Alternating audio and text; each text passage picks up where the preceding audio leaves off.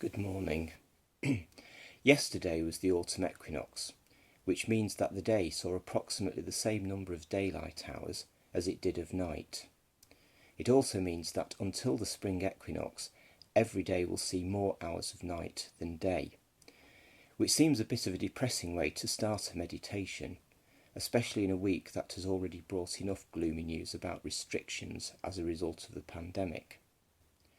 Autumn may feel like the beginning of the end of things, saying goodbye to summer and bracing ourselves for the coming of winter.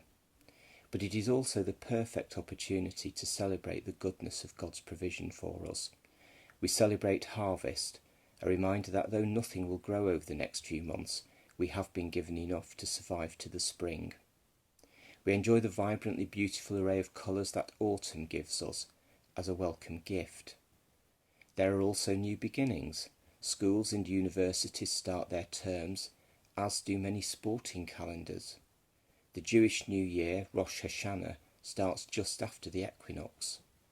All these new beginnings bring new hope with them, and there is always that hope of a late heat wave which will carry us into maybe November. Autumn is a unique season of transition between the abundant life of summer and the barrenness of winter. In the end, we can't escape the fact that that is where it will lead.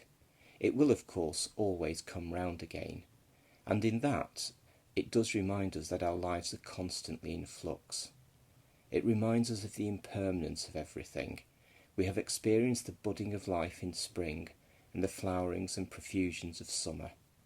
Now the leaves fall, and bare branches remind us of the fleeting nature of all things. Autumn also brings home to our consciousness death and the challenge to live every day to the full.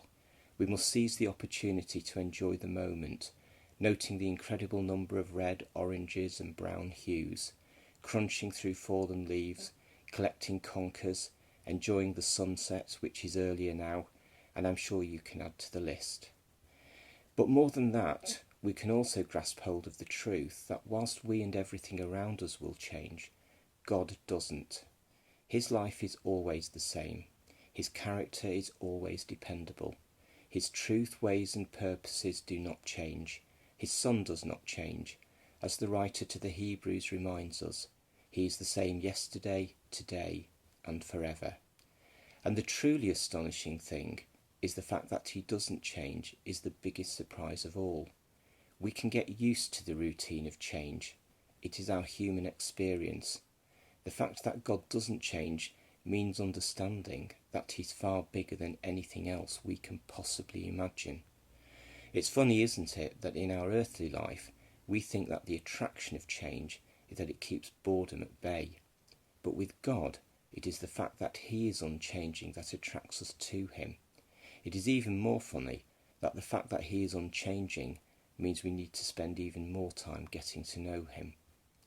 So the world may fade, the stars may fall, the seasons will change and winter will come, but we can enjoy God in the moment, and we can enjoy him in every single moment to come, because the God who has been our help in ages past is also our hope for years to come.